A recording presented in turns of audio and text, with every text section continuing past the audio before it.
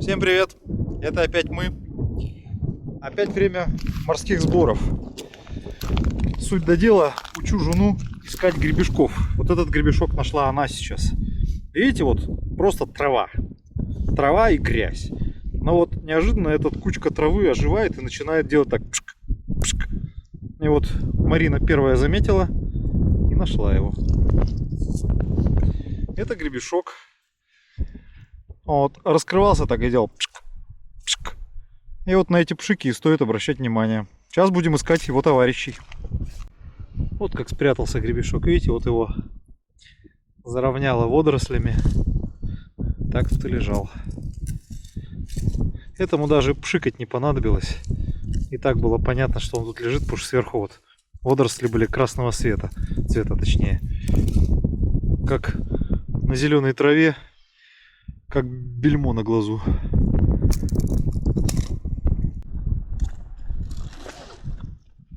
Перегрузка гребешков с ведра в тазик.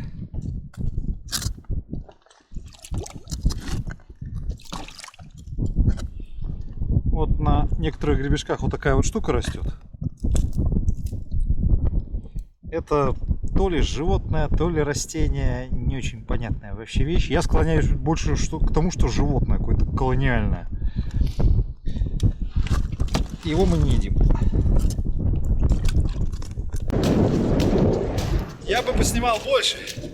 Но тут лютый ветер, туман, холодрыга. Причем налетело все неожиданно. Поначалу было солнечно. Вот мы тащим лодку. В лодке вон наш улов. А тащить еще, дай боже. В своих видео я не устану повторять, что Сахалин место тысячи климатов. Вот только что был ледяной туман с моря. Холодно и ветрено. Сейчас вот небольшой ветерок остался. Но мы ушли чуть в сторону, в долину маленькой речки. Вот тут разбили лагерь. Это баня. Вот это Марина чистит ежа. Вот это... колючий. А еж колючий, а это да. У нас в семье она его любит больше всего. Поэтому ежа собирает в основном она. Она его и чистит, разумеется. Она его чистит всегда. Вот это вот спальная палатка.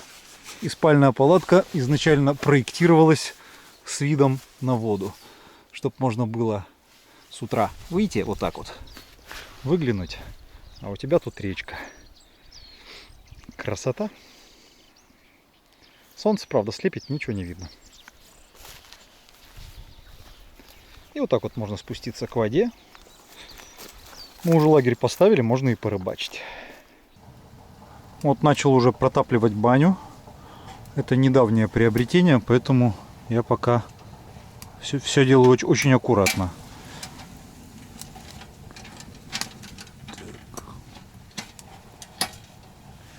Здесь дело в том, это не просто печка, это печка построена по принципу самовара, где дымовая труба проходит сквозь емкость с водой.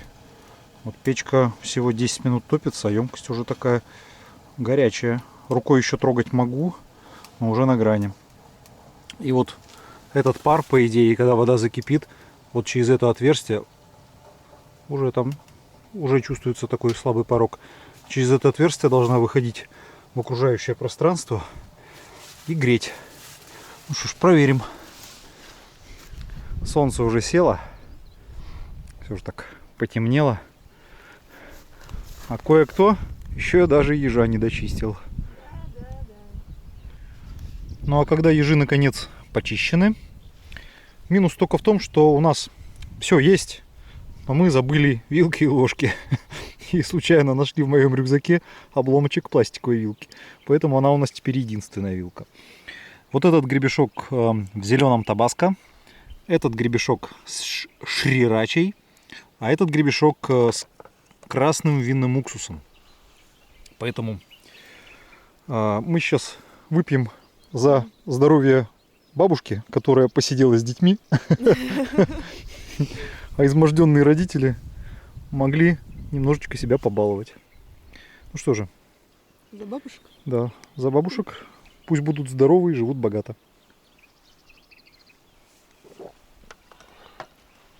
Я, пожалуй, попробую с зеленым табаско.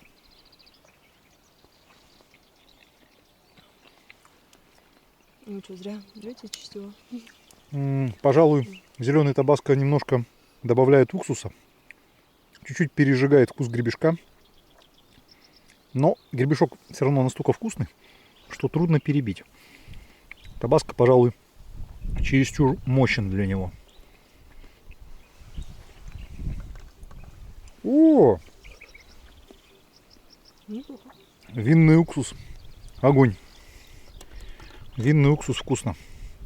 Теперь шрирача. Лучший вариант. У меня вот такая шрирача. Ну-ка. Отличная штука. Вот насколько человек любит икру морского ежа, что сначала поела сырой, потом поела икры с соусами, теперь ее в ракушке гребешка жарит. Я, пожалуй, даже тоже попробую. Выглядит аппетитно. Пока я ходил, подкидывал в костер, печеную икру ежа уже успели попробовать и сказали, что это бомба. Ну что же, давайте за любовь и проверим, какая это бомба.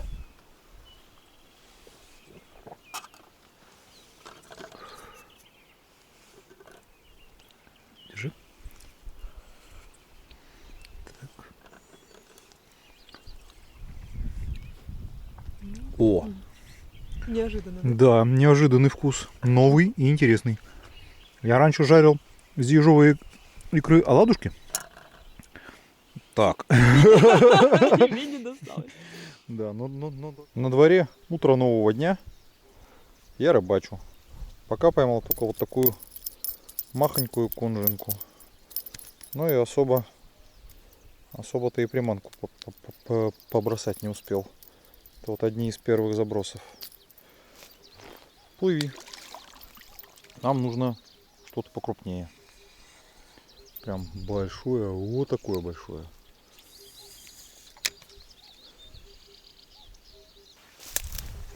Ходить тут по речке одно удовольствие. Высокотравье уже поднялось выше моей головы и продолжает расти. Тропинка вроде есть, но ее просто нащупываешь ногами. О, вот и короткие промежутки, где можно нормально идти. Как раз вот хорошенькое место. У него прям пахнет рыбой, потому что оно в тени деревьев. То есть вот здесь вот солнце, все видно дно в мельчайших деталях. А там вот темнота.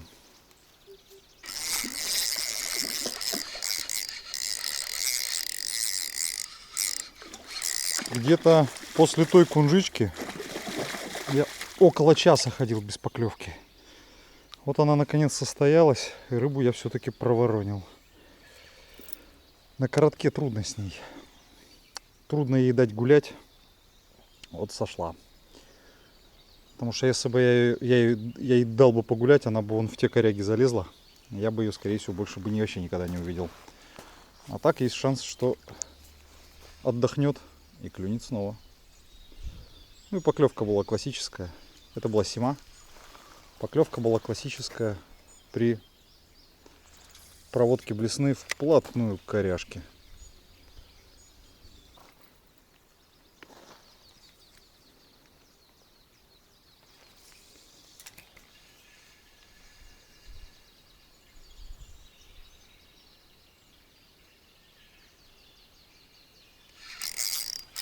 Вот она.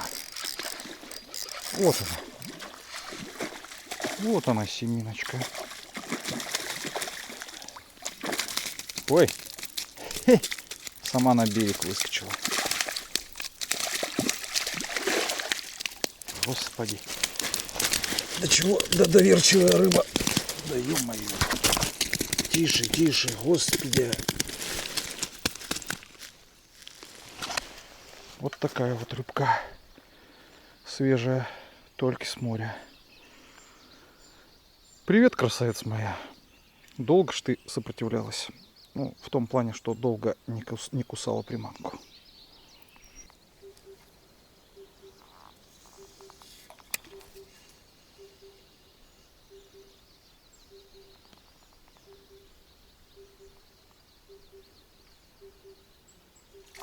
Ух ты как! Семина. Поменял приманку на колебалку. За колебалкой, значит, ходить не хочет, а просто скакать в воде хочет. Зараза. Что ей нужно, а? Конечно, тут точечный заброс.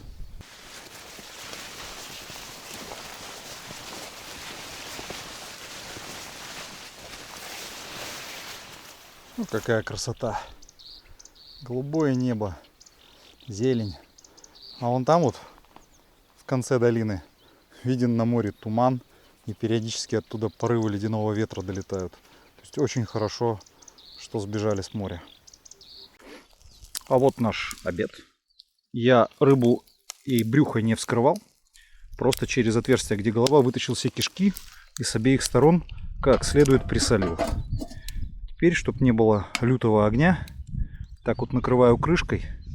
Видите, сразу со всех щелей повалил дым, а вентиляционное отверстие для дыма я прикрыл почти полностью. Наш обед на подходе. Лагерь почти собрали. Гребешков повезем домой, что-то вообще на них аппетита не было никак. Съели примерно половину, остальное не осилили. Баньку вот собрали. Кстати, банька опробовалась впервые. У меня так-то баня есть, но была нужна помобильней, покомпактней. Спрашивал у всех совета, и вот самый грамотный совет нашел на канале Банный корреспондент. Всем рекомендую, хороший канал. Оставлю ссылку в описании. Большая ему виртуальная привет-привет благодарность. Помог подобрать то, что нужно. Я о том, что он ими не торгует, просто он знает, что нужно самым разным людям. Вот так выглядит готовый продукт. Вот сверху вот эти бугорки, это соль. Это соль крупного помола, которой я ее присаливал. Основная суть присаливания сверху, но это не только вкус, это еще и сделать шкурку деревянной, чтобы шкурка не лопалась при запекании и являлась, так сказать, естественной такой, как в фольгу. Вот это прелесть, а! Вот просто прелесть. Ой-ой-ой-ой-ой. Ай-яй-яй-яй-яй.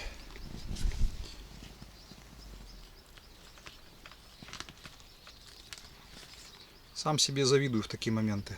Сейчас пахнет копченостями, то есть она вышла как горячего копчения. Но все-таки я считаю, что это не полноценное горячее копчение, это все-таки еще и что-то вот сродни запеканию.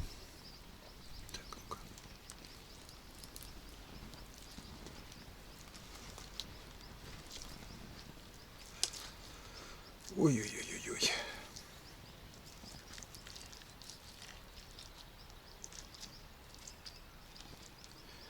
Она вся горячая, поэтому попробую кусочек с хвостика.